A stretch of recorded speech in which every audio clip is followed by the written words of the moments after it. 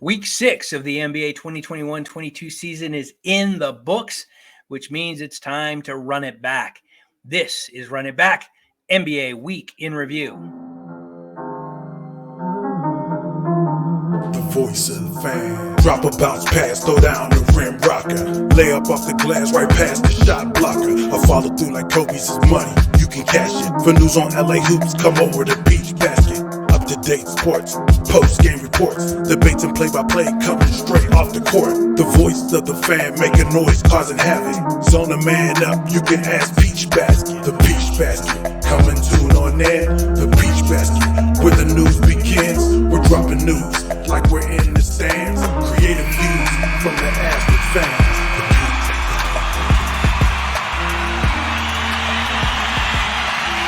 Show where we recap the week that was in the NBA, then take a deep dive into select teams with our team of fan experts. Tonight, we'll get updates on the Los Angeles Lakers from Evan Moore, Miami Heat from Isaac Edelman of our partner site, flteams.com, San Antonio Spurs from Renee Rocha, and Washington Wizards from Brandon Wynn. But before we hear from them, we want to take a look back at the week that was. These are the marquee matchups for each day in Week 6. This is the NBA Rapid Recap for Week 6.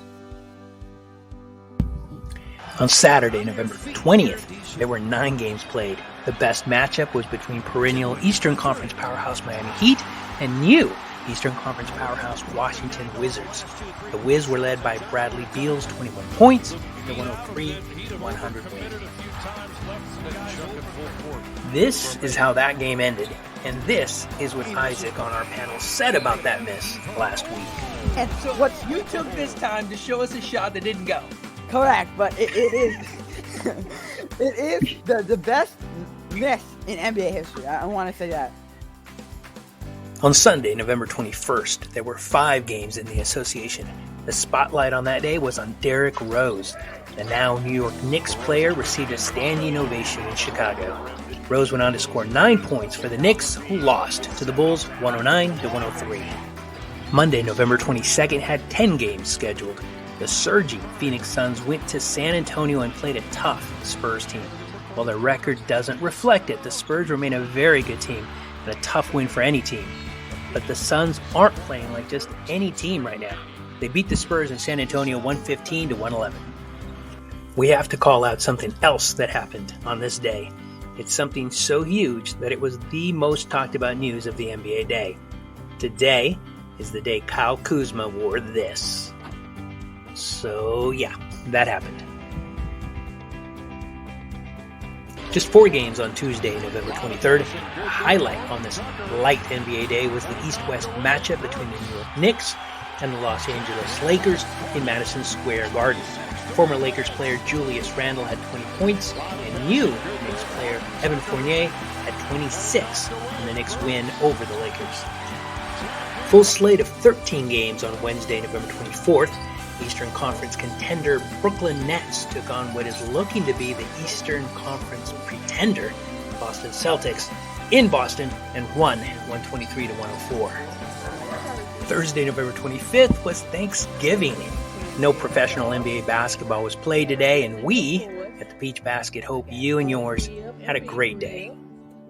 Finally, on Friday, November 26th, 12 games were played. The most exciting game was the triple overtime game in Los Angeles between the Lakers and Sacramento Kings. Well, it wasn't exactly exciting, but it was a long game, coming in at over 3 hours from tip to final buzzer. At the final buzzer, it was the Kings who walked away with the W. They're going to work it all the way down, and a foul by Davis. This time to show us a shot that didn't go. Correct, but it is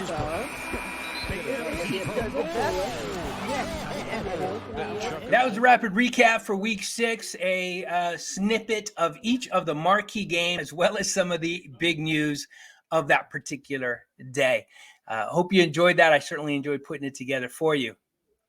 First thing we're going to do now, we're switching focus to our team recaps. We're going to drop the pin in Los Angeles and bring in Evan Moore.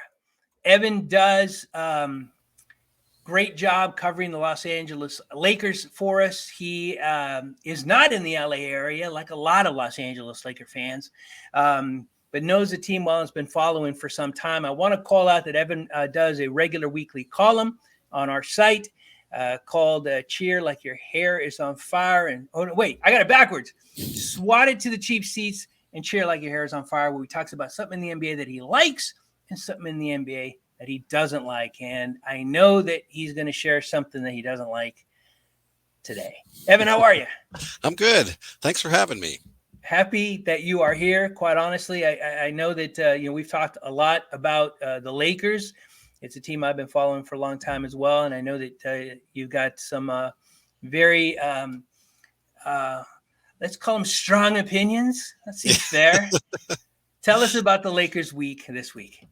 Well, as you can see, I'm wearing black because I'm in mourning here. This has been a rough week. Yeah. 2-2. I mean, 2 ugly wins and 2 ugly losses. I mean, and I feel like, I've been defending Frank Vogel, all season long, and Friday was the straw that broke the camel's back for me. Like, I can't take it anymore. Like, he's killing me at this point. Right. And just for context, right, Friday, and this was in our NBA recap, that was the triple overtime loss to kind of, not a particularly good Sacramento Kings team, right? Exactly. And I mean, not only that, not only very, very good, they just fired their coach. Right. Two of their starters weren't even playing. And it's in Los Angeles. Like, right. Just, it was so painful. So what is it? I mean, because part of me looks at this team, and this is a veteran team, one of the oldest teams in the NBA. And you would put a lot of the onus on them. If you're a young team, you're going to expect mental mistakes, but you don't expect Russell Westbrook to make mistakes in crunch time. Malik Monk, not necessarily a veteran, but he threw the ball away late in the game. Why specifically are you mad at the coach?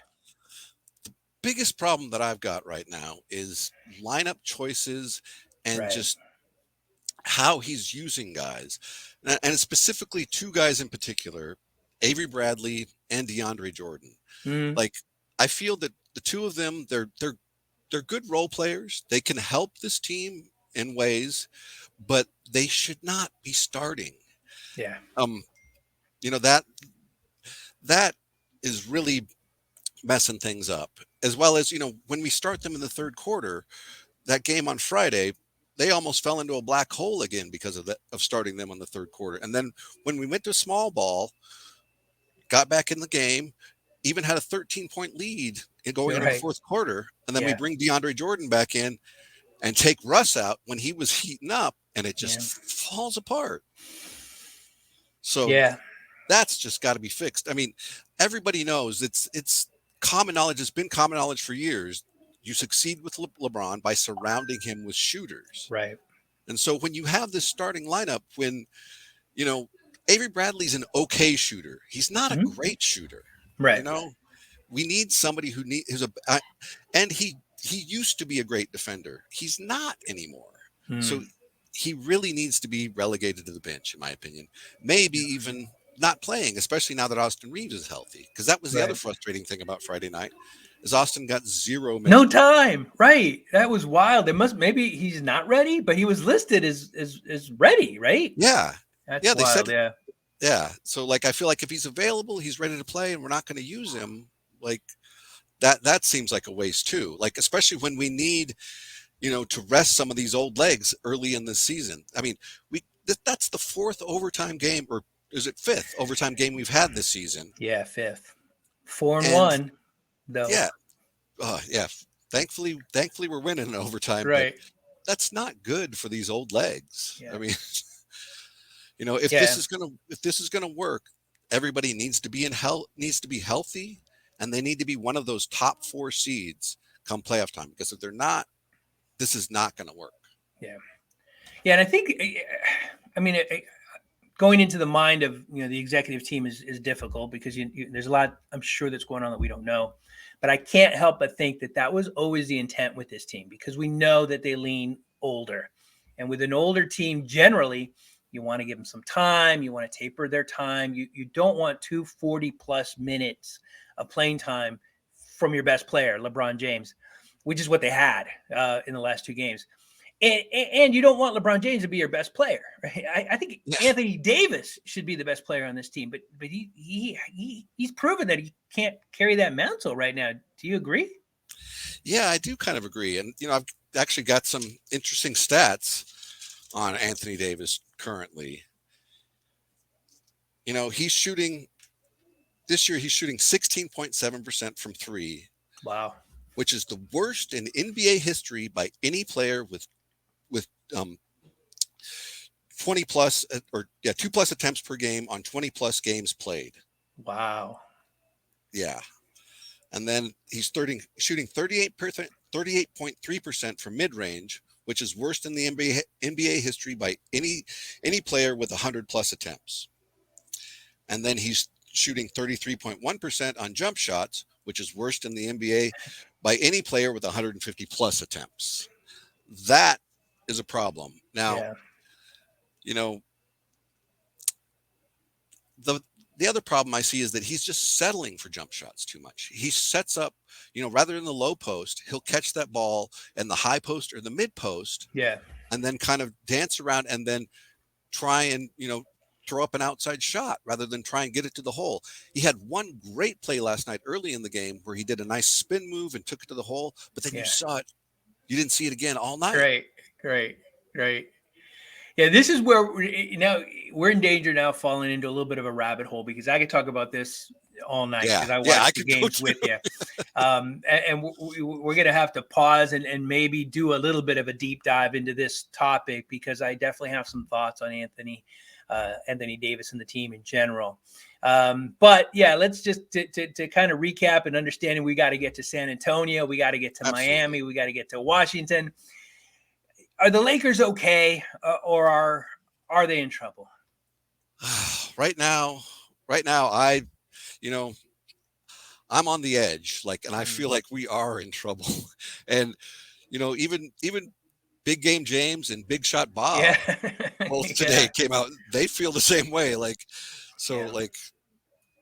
just, I'm not very hopeful right now. I mean, things really, really need to change. I really need to see, an actual blowout win, a wire-to-wire win. Right. Or I'm losing all hope. Wow.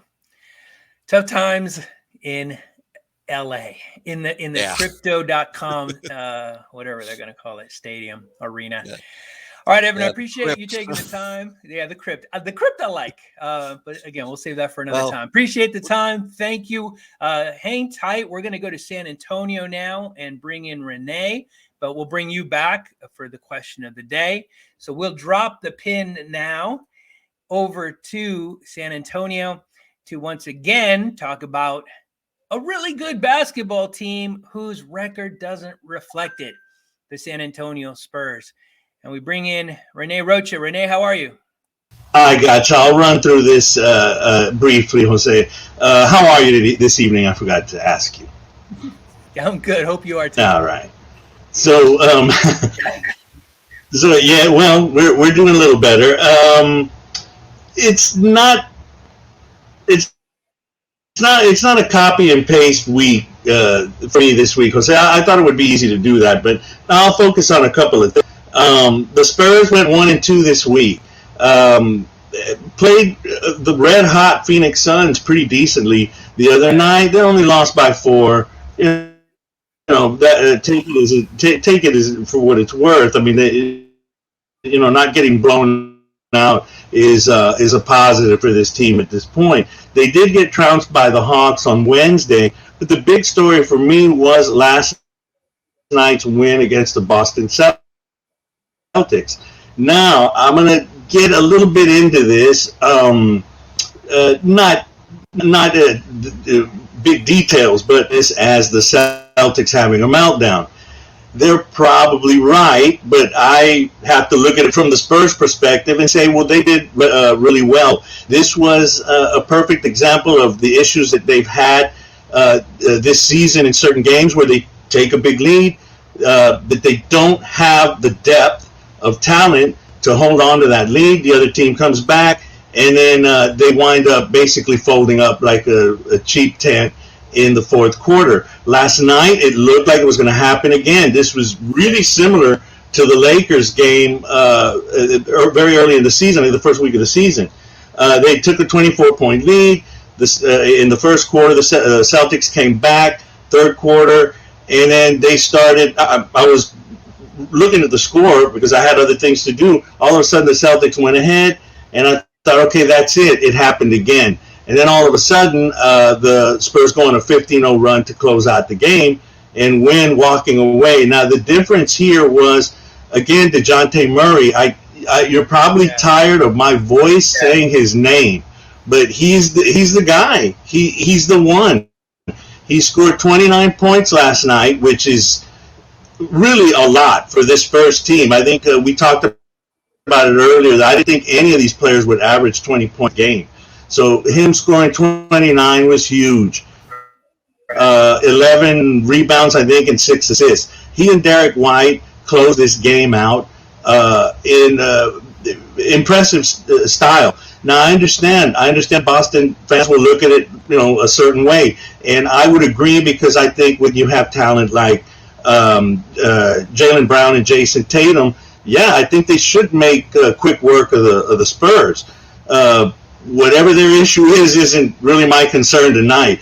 I'm all about the Spurs having doing what they've been needing to do in these games, which is have somebody drag them across the finish line at the end. Murray did that. Yeah, he definitely has the makings of a superstar. And if not a superstar, then definitely a star. What's exciting to me about the Spurs is they are always going to give you a battle. And honestly, that's all I want from a team I support. I want them to always make it tough on the team they're playing against. And again, I don't want to make this a Lakers update because this is a Spurs update, but that's not what we're seeing from the Los Angeles Lakers, to pile on a little bit more. But the Spurs bring it every single night, and that's exciting. And the Spurs are building something, which is also exciting. As a fan, I can do with the losses if my team comes with energy and my team has a plan. The Spurs come with energy, and the Spurs have a plan. And it helps that they have a phenomenal coach. So I appreciate the recap, another great recap. Yeah, it was definitely not cookie cutter. This was interesting and probably a step forward for the Spurs, thanks to that Celtics win. Renee, appreciate the time as always. Thank you. We're going to go ahead and bring in Isaac Edelman now as we drop the pin over in Miami. Isaac, of course, had the hot take of the week in saying that we witnessed last week the greatest miss in the history of the NBA. Isaac is with our partner site, FLTeams.com, and he is a Miami Heat fan. 100% of the time, and a Chicago Bulls fan 99% of the time, only not when they're playing the Heat, which is happening right now, unfortunately. Isaac, thanks for joining. I know the time is bad, but tell us, what was the week like for the Miami Heat? The Heat went 1-1. Obviously, they can go 2-1 or 1-2 when we find out the result of the Bulls Heat game right now. And right now, as much as, I'd like to say the Heat will win, I have no idea. It's a really close game. I bet you there's going to be a game-winning shot from either team. I mean, there has to at this point. Nice. But the Heat went 1-1. They beat the Pistons, who aren't too good. And then they lost to the Timberwolves. That was a disappointing game. Anthony Edwards was terrific, 33 points. Cat was good. D'Angelo Russell was also good. But in that game, it's the consistency that we see, but it's a bad consistency. We see a lot of Heat players getting 15 points. Bam Adebayo, 15 points. Jimmy Butler, 15 points. Tyler Hero, 15 points. But no one's surpassing that 20-point mark, and that's exactly what happened. in the game against the Timberwolves. Now, let's look at the game. The Heat lost 113-101, but it was close first quarter, second quarter, and third quarter. And in the fourth quarter, the Timberwolves broke the game open. And I think for the Heat, home court advantage does matter. I know the Heat have a pretty good fan base, and obviously there's a lot of Heat fans in Minnesota watching the Heat. But in these away games, the Heat tend to fall apart, and the Heat right now are on the road here in the United Center. It's a close game. I'm afraid the Heat are going to fall apart against the Bulls. We don't know if that's going to happen yet. But anyway, the Heat, this is a concern, and I know Jose likes us to talk about concerns. My only concern for the Heat is falling apart in the fourth quarter. And it's not just on the road. Obviously, the Heat can fall apart in the fourth quarter at home. But yes, primarily the Heat are falling apart on the road. So, there's not really a lot of team news. Markieff Morris is still out from that Jokic fight. I am, and I think you are too, surprised that he's been out this long from that injury. I mean, obviously you could tell that his neck snapped or whatever, but I didn't expect that injury to stretch this far, and that injury is crucial. Markieff Morris isn't, a starter on the Heat, but he is a big depth piece. Tyler Hero isn't playing tonight for the Heat. I promise you, Markieff Morris would have been Miami's sixth man tonight. Instead, it's Gabe Vincent and Max Strus. Players, unless you're Heat fans, you probably don't even know who they are. But you guys know who Markieff Morris is, maybe because he fights a lot. but you get the point. Markieff Morris is a valuable piece for any team because when a player gets injured, like Tyler Hero, that's the next man up. And that's really the only team news. Obviously, Victor Oladipo is still injured, and that's what's impressive about the Heat. They're a top team in the East, and they don't even have Victor Oladipo. So that's really it. Again, the Heat went 1-1. The Heat are a top team in the East, definitely finals contenders. They're paving the way. Kyle Lowry is still not showing a lot. He's passing the ball well. He's one of the league leaders in assists. But outside of that, he is not shooting well from the field or from the three-point line. But someone is, and that man is Tyler Hero. He's definitely taking a big leap this season. I was going to ask about Kyle Lowry because I know he was a big get for the Miami Heat. They needed somebody like that, a pure point guard. I've always said, kind of fits the Chris Paul mode. He's scrappy, good defender, good shooter, pass first guy. But he hasn't been the Toronto Raptors Kyle Lowry yet for the Miami Heat. Is Miami kind of starting to worry, or are Miami fans kind of okay and just realizing it's going to take a little time for him to get acclimated? There's two sides of it. I would say the Heat are worried because it's not a one-year deal. I believe it was a 3-year deal. I may be wrong, but it's definitely not a 1-year deal. I know that. He is averaging 7.5 assists per game this season. Terrific. That helps any team. It doesn't matter if you're a stacked team like the Lakers. That helps any team. But he's averaging only 11 points per game. That is not good. Starting point guard for the Miami Heat. That's not good. Yeah. You need to average more than 11 points per game. I know he's a veteran. I know he's older, but that's not acceptable. And that's where I think the Heat worry. But obviously on the other side, the Heat are accepting that he is passing the ball well. He is setting up Robinson, Hero, Butler, Adebayo. And that's why the Heat are a top team.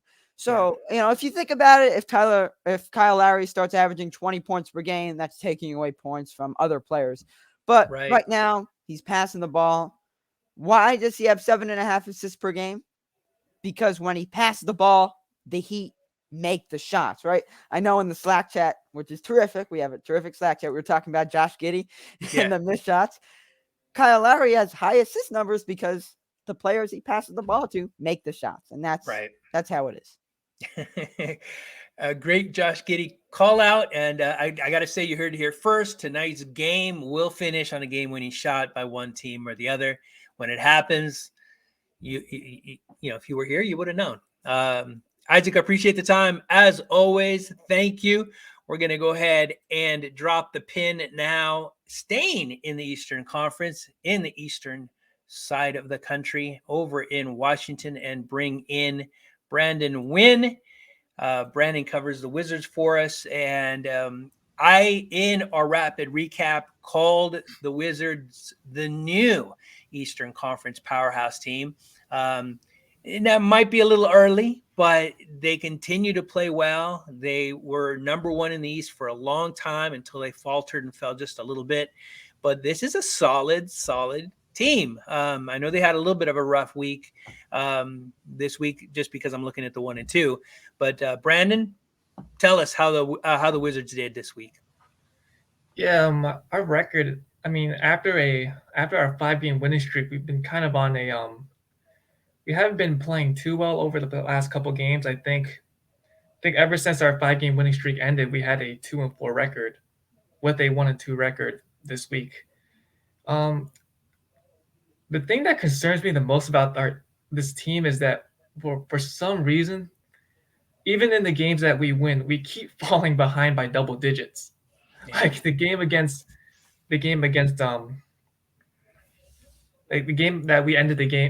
that ended last week for us against Miami, we had to come back from double digits. In the game against Charlotte this week, which we ended up losing, we trailed by double digits. And the game that concerned me the most was the game against New Orleans before Thanksgiving. I think the Wizards were down by 20 points in that game to the Pelicans. Actually, no, we trailed by 31 to the Pelicans. Wow. Which I don't know what happened in that game. I wasn't able to watch it, but like even though we started the season off strong, like I feel like if a team trails by double digits that much, like there's an issue with our in-game adjustments. Right. Whether that's coming out of timeouts, coming out of halftime, like it's still early in the season. I'm not too concerned, but like we shouldn't. The team shouldn't have to be fighting this hard for some of the wins they've been able to get. But and when it comes to team news, there's not really much this week. And we got Davis Bertans back this week. I know he's not on the team right now, but John Wall, he's getting ready to return for the Rockets, which I'm looking forward to seeing because it's been a little while since I've seen him on the court, and he's not on the team anymore. But Wizards fans, we're still fans of his, and we still want him to do well. Yeah. Yeah, no, it's funny because that I think that's true of everybody who follows a particular team. When you see somebody who used to be on your team, you definitely have an affinity. You want to see him play, you want to see him do well, and I think the NBA in general wants to see John Wall out on the court. The interesting thing about the Wizards and really any NBA team in general, coming back from behind is a great trait. You learn a lot about yourself when you do that, but you do that a lot and it's going to bite you because like you said, you're not going to be able to come back every single time. You work really hard oftentimes to make up that 15-point differential and then you're just gassed, and then, the other team wakes up and it's not the way you want to play. Obviously you want to play from ahead, not from behind. But overall, every team is going to have lapses like that in an 82-game season. What you don't want is to start seeing it become a regular occurrence. And hopefully that's not the case for the Washington Wizards. I think it's great for the NBA that there's good basketball being played in Washington. I've got to ask, because I know that you're in the area. We poked a little fun, I guess, at Kyle Kuzma's fashion statement. He was in LA, obviously, before he went to Washington, which is kind of a fashion capital, I guess. So when Kyle Kuzma would do those kinds of things, nobody really batted much of an eye here. How is that? How are people reacting in Washington to Kyle Kuzma and his fashion sense? I think because we had Russell Westbrook on the team last year. I think we've grown accustomed to some of our players coming into games with unique outfits. Right. So we've grown a little accustomed to that, but I love it. Kyle Kuzma's sweater, that was something new. Yeah, I think that was something new for sure. No doubt about it. I love it. I think if you are that comfortable in your own skin, I think that's always a good thing. I'm glad that things are good with Kyle Kuzma and with the Washington Wizards. Brandon, as always, thank you. Great recap on the Washington Wizards. We are now going to bring in the entire team. Bring in Isaac and Evan and there's no Renee. Renee might have dropped, and that's okay. I'll keep an eye on it and see if he comes back. What we want to do now is we want to shift gears and end our show like we do every show with the NBA question of the day. I struggled with this one, and I struggle with them every week because sometimes they're pretty easy. Sometimes, it's a bit of a struggle. But I didn't struggle because I didn't know what to ask. I struggled because the obvious question seemed kind of corny. But I went with the obvious question. What are you most thankful for in the NBA? This week was Thanksgiving. And, the world is kind of coming out slowly of a pandemic. I think that there is certainly a lot to be thankful for. It was a question when I asked it, I knew my answer. So I'll save it for last. So, Evan, if you don't mind, if you have something, and if you don't, you can pass. What are you most thankful for in the NBA today? This one's an easy one for me. I am most thankful for the fact that LeBron James is still playing. Yeah. And what he gave us on Wednesday night was magical. So I am most thankful for that. And him bringing back the silencer was so great. Yeah, that is a great one. I saw something earlier today, and I'll probably butcher it, but I think it was a meme that basically said something like, "Wouldn't it be great if you knew that you were in the good old times, before, without having to look back, right?" Yeah. Something like that. And yeah, the whole thing with LeBron, when he came out in Cleveland was, we are a witness, and people knew he was going to be special. But now we're seeing the latter end of his career. He's just as good, just as impactful. Yeah, that's a great one, because we are seeing a once in a generation type talent still at the top of his game. How are you not thankful for that? That's a great one. Outstanding. Evan, thank you. Isaac, what are you most thankful for in the NBA? The question was, what are you most thankful for in the NBA and not the Miami Heat? So I'm going to give a NBA answer. Okay. I'm going to go with just, the league itself, everything. Just the front office, the coaches, the players. That's what makes this game fun. That's what makes fans come to games, whether it's watching on TV or actually, coming in person, and sitting in the stands right up close. People are watching the NBA for a reason. We are having this show for a reason. The NBA is a sport that's not just fun, but it's entertaining, and it's open for discussion. There's good and bad conflict, right? We can always argue over who the best player is, who's the worst player, and things like that. So look, I'm thankful, and I think everyone could say the same. Just every aspect of the NBA, even merchandise.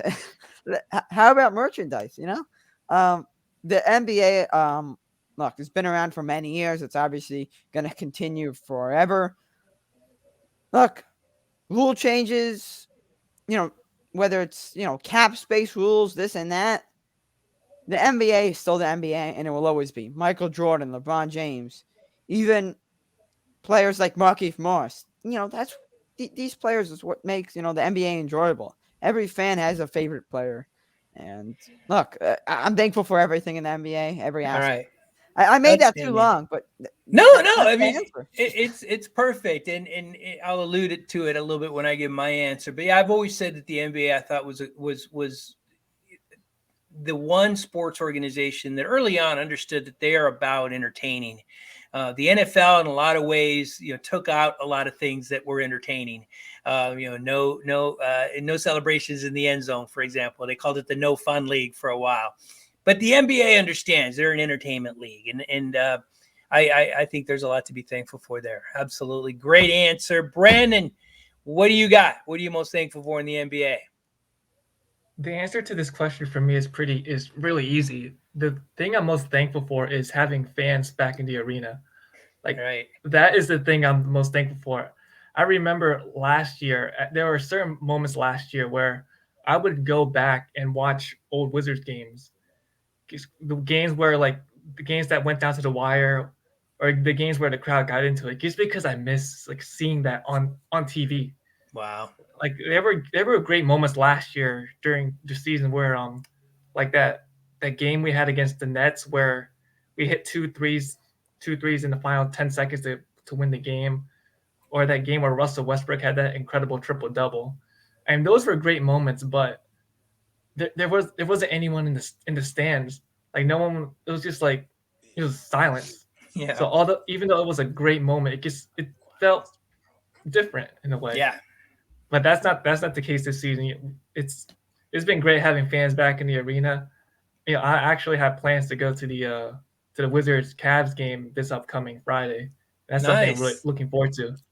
It's gonna be my first time back at Capital One Arena since early 2020, and I can't wait to go back. Outstanding. I went to a game at Staples, during the pandemic. Obviously, not when there were no people allowed. When they started to let you in, a little by little, and it was kind of cool because you got to basically have a whole section to yourself. But there's nothing like a full crowd. That energy is amazing. And my answer, what am I most thankful for? It's a little bit of what Isaac said, a little bit of what Brandon said. After going through, no basketball, March 11th was when 2020 was when David Stern said it's over. And that's when it kind of became really real to me, the whole pandemic thing. You could do everything, but you take away basketball and all of a sudden I'm paying attention. And there was no basketball. And the nights that I would sit down and click on the TV and watch a game, there was nothing. And it so nice just to have the game back, every aspect of it, right? It's just nice. And it helped me appreciate it a lot more. Kind of, again, corny, but when you got something taken away from you, you learn to appreciate it a little bit more. So certainly grateful for the NBA, grateful for each of you, grateful for this time. Thank you. That's our show. Week 6 of the 2021-22 NBA season is in the books. We'll be back after week 7 to once again run it back. Thank you for watching. Thank you for listening. We'll see you next week. The voice of the fan. Drop a bounce pass, throw down the rim rocker. Lay up off the glass right past the shot blocker. I follow through like Kobe's is money. You can cash it. For news on LA hoops, come over to Beach Basket. Up to date sports, post game reports, debates and play by play coming straight off the court. The voice of the fan making noise, causing havoc. Zone a man up, you can ask Beach Basket. The Beach Basket, coming tune on there. The Beach Basket, where the news begins. We're dropping news like we're in the stands. Creative views from the Astros